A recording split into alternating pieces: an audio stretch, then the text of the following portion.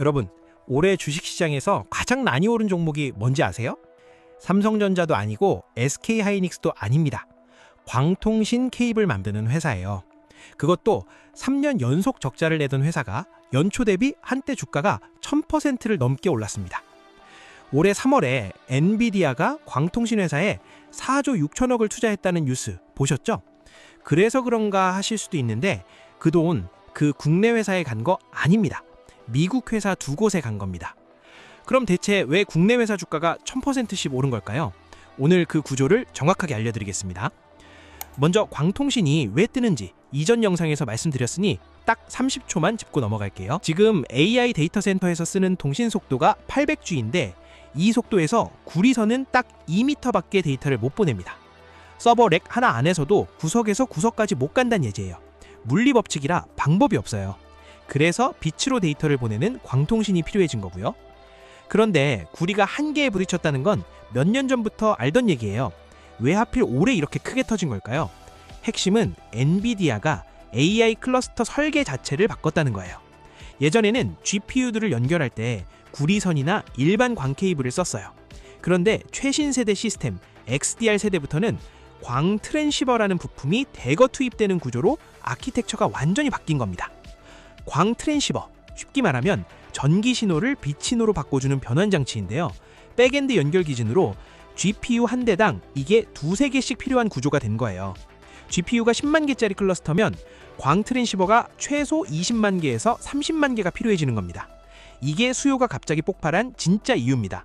비유를 들자면 신도시 개발이 확정됐는데 이건 신도시는 설계부터 광 케이블 없이는 아예 못 짓는 구조로 바뀐 거예요. 그리고 거기에 기름을 부은 게 또 있어요. 엔비디아가 루멘텀이라는 회사에 20억 달러, 코히런트라는 회사에 20억 달러, 합쳐서 4조 6천억 원을 투자하는 단연 계약을 맺었습니다. 쉽게 말하면 엔비디아가 나 이 신도시 직접 짓겠다, 자재도 직접 확보하겠다고 공식 선언한 거예요. 그러자 신도시 근처 땅값이 다 올라버린 거죠. 직접 관련이 있든 없든요. 자, 그럼 여기서 중요한 걸 짚고 넘어가야 합니다. 올해 많이 오른 국내 광통신주 중에 대표적인 게 대한광통신이랑 빛과전자인데요. 이 두 회사가 같이 올랐다고 같은 이유로 오른 게 아닙니다. 완전히 다른 회사예요. 빛과전자는 광 트랜시버를 만드는 회사입니다. 아까 말씀드린 그 변환 장치요. 데이터 센터 인터커넥트 수요와 상대적으로 더 직접 연결되어 있는 회사라고 볼 수 있어요. 반면 대한광통신은 광섬유랑 광 케이블을 만드는 회사예요. 광섬유 원재료인 모재부터 완제품까지 국내에서 유일하게 일관 생산할 수 있는 회사입니다. 신도시 비유로 하면 빛과전자는 그 신도시 안에 핵심 자재 납품하는 회사고 대한광통신은 그 신도시와는 별개로 옆 동네에 따로 땅을 가진 회사에 더 가깝습니다. 같이 올랐지만 오른 이유가 다른 거예요. 그리고 사이클이 꺾일 때도 영향받는 방식이 달라요. 광 트랜시버는 데이터 센터 발주와 직결되고 광 케이블은 통신망 구축 수요가 더 큰 비중을 차지하거든요. 같은 테마로 같이 올랐다고 같은 속도로 내려오는 게 아닐 수 있다는 거 미리 알고 계셔야 합니다. 그럼 오늘은 대한광통신이 왜 이렇게까지 올랐나 이걸 좀 더 알려드릴게요. 세 가지가 겹쳤습니다. 첫 번째, 미국 비드 프로그램입니다. 미국 정부가 추진하는 425억 달러 규모의 광대역 인터넷망 구축 사업인데 중국산 제품을 배제하는 조항이 있어요. 대한광통신이 미국 현지 생산법인을 인수하면서 사실상 현지 기업 지위를 확보했고 아직 수조가 확정된 건 아니지만 수혜 가능성이 열려있다는 기대감이 주가에 반영된 겁니다. 두 번째, 레이저 방산 천궁입니다. 대한광통신이 국방과학연구소와 함께 레이저 대공무기 시스템을 개발해왔는데 올해 하반기에 양산체제 진입이 예상된다고 볼 수 있어요. 드론이 현대전의 핵심이 된 지금 이게 주목받는 거죠. 세 번째, 적자폭이 빠르게 줄어들고 있다는 겁니다. 원래 3년 연속 적자였는데 작년 결산 기준으로 영업손실이 전년 대비 27.9% 줄었고 순손실은 50% 이상 줄었습니다. 흑자 전환 기대감이 생기기 시작한 거죠.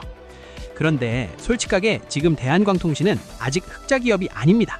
어제 기준으로 시가총액이 3조 8천억 원인데 실적은 여전히 적자입니다.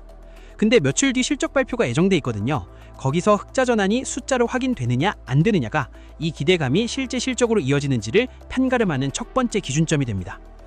자, 그럼 이 붐이 언제 꺾이는지도 좀 볼게요. 광통신 시장 전문조사 기관 라이트 카운팅이 직접 경고한 내용인데요. 이 시장엔 15년간 반복된 패턴이 있습니다. 지금껏 4번 유사한 패턴으로 급락이 왔습니다. 원인은 매번 조금씩 달랐지만 결과는 같았습니다. 공급이 부족하면 고객들이 필요한 것보다 훨씬 많이 주문해요. 그러다 공급이 풀리는 순간 재고가 한꺼번에 쌓이면서 주문을 갑자기 끊어버립니다. 그러면 단가가 급락하고 공급사들이 줄줄이 힘들어지는 거예요. 이 패턴이 15년간 반복됐습니다. 그리고 현재는 수요가 공급을 30% 초과하고 있어요. 지금이 딱 제일 뜨거운 구간입니다. 그리고 이 공급 부족이 2026년 말에 해소될 것으로 전망하고 있어요. 그 시점이 오면 더블오더링이 소멸되면서 재고 누적이 시작될 수 있습니다. 이번이 다르다는 말도 나오는데 실제로 AI 인프라 투자의 구조적 필요성이 이전 사이클보다 강하다고 볼 수는 있어요. 하지만 라이트 카운팅은 과거 보고서에서 소프트 랜딩보다 급락 후 회복이라는 지난 15년의 패턴을 반복할 가능성이 더 높다고 직접 경고한 바 있습니다. 정리하겠습니다. 제가 보기엔 이렇습니다. 붐의 구조 자체는 단기 테마가 아니에요. 엔비디아가 설계를 바꿨고 실제로 수조 원을 공급망에 직접 박아놓습니다. 이건 방향이 맞아요. 다만 지금 국내 광통신주 상당수는 그 붐을 직접 먹는 위치가 아니라 그 붐 덕분에 조명받은 위치입니다.